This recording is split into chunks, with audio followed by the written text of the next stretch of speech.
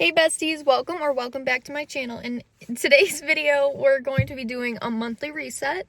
So at the beginning of 2025, I bought a journal, which is also a calendar.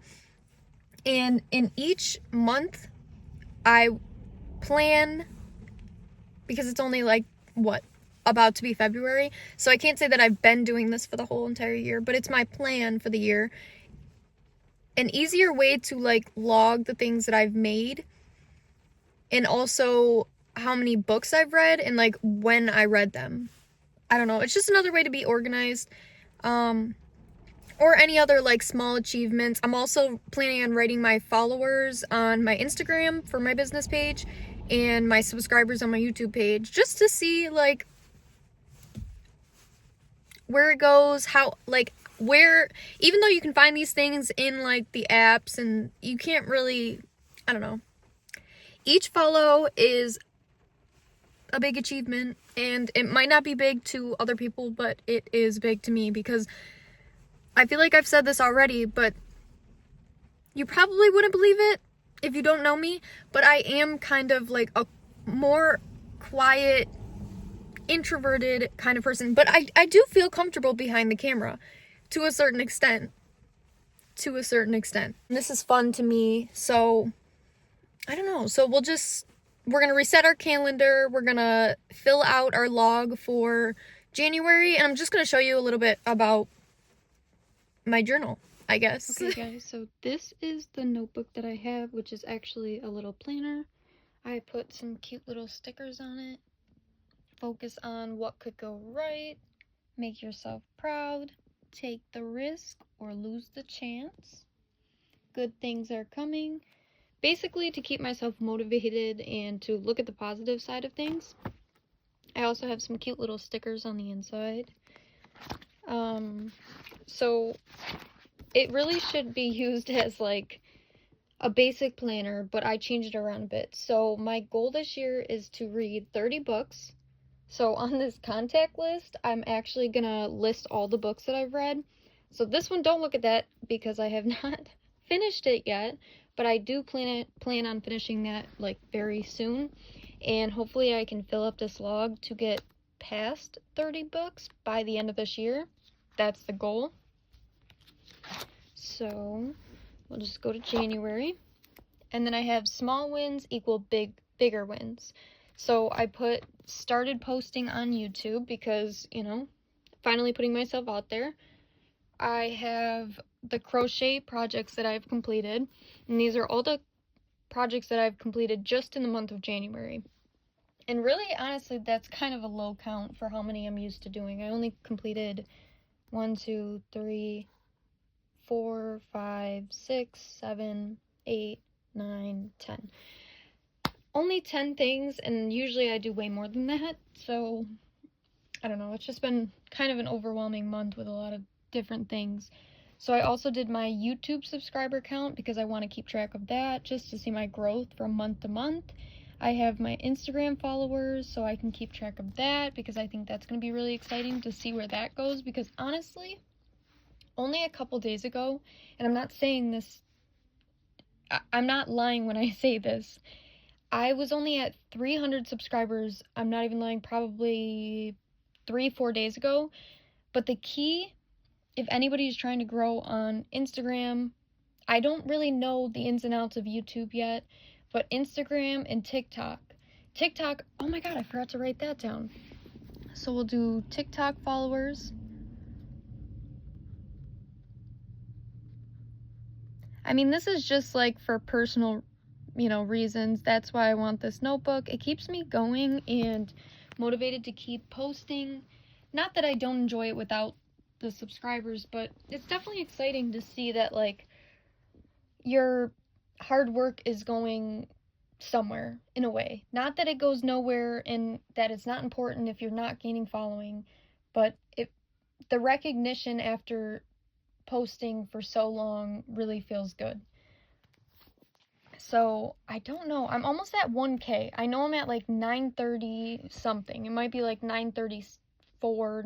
Okay, I did figure it out. It's 934 followers on TikTok. Like that.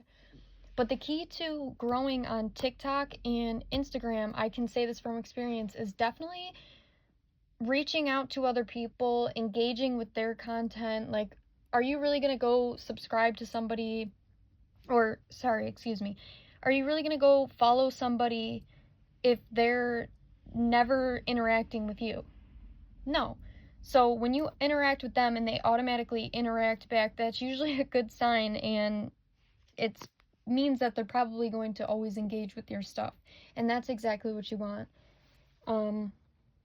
Yeah, I mean, people want to have people on their stuff that's actually going to support them, whatever it is that you may be posting.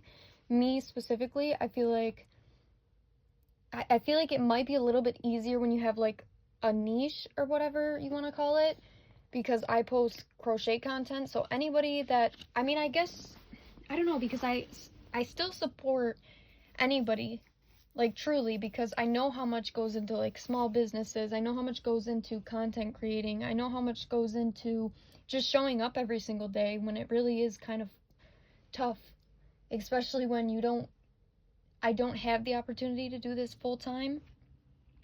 Let me switch this to, as I was saying, I don't have the opportunity to do this full time, like at, you know, my little 81 subscribers and 600 followers. You know, that's not an option. So what I'm saying with that is, it is hard to juggle your time with, you know, you're working a 9 to 5, you're working full time, or say, you know, you go to school and you go to work, and, you know what I mean, you have a million other things that are just from your day-to-day life, your own responsibilities and commitments, and maybe you go to the gym every single day.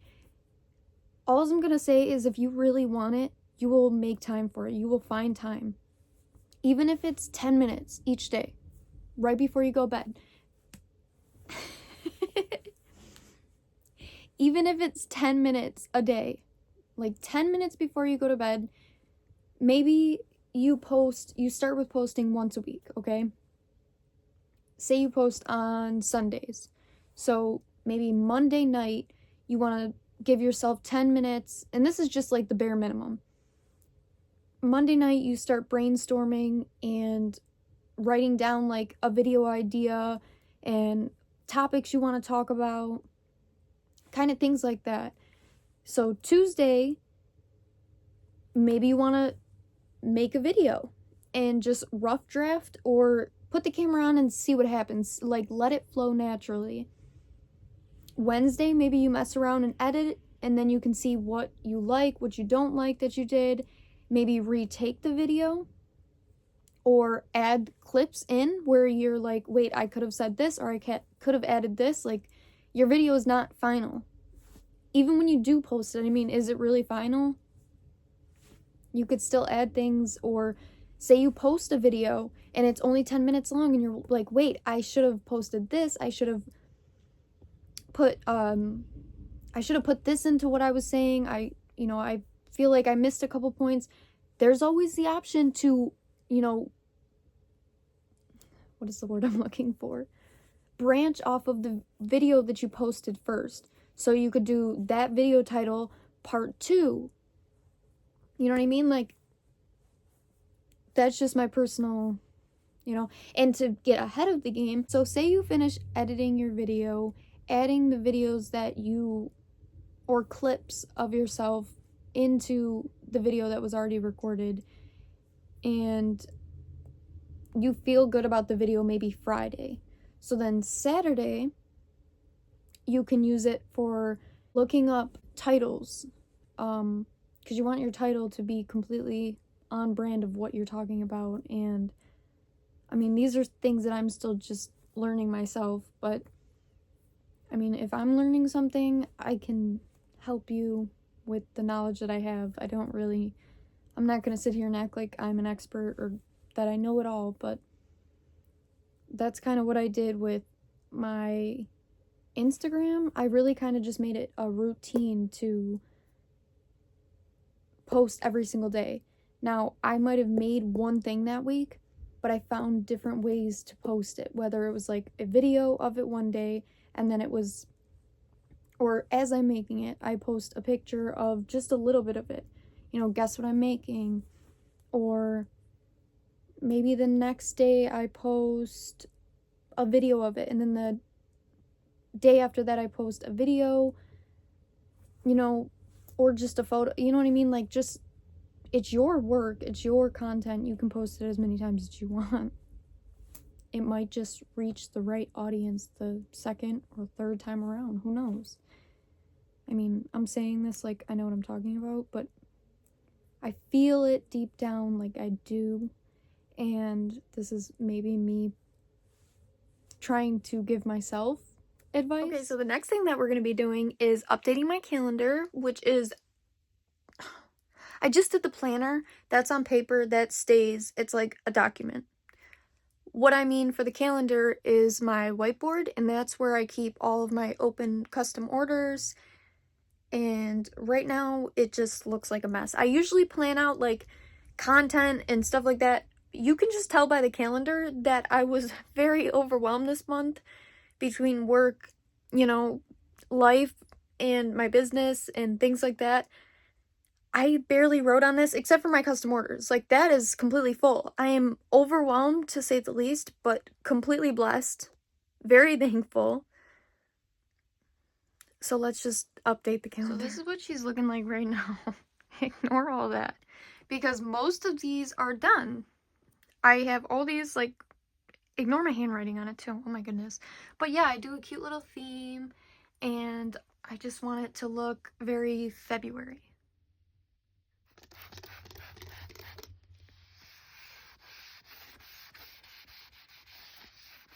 Okay, so this is where the custom orders are, and we're gonna go ahead and erase all of the ones that we've completed. And she is all done. It looks a little dirty over here, but that's fine.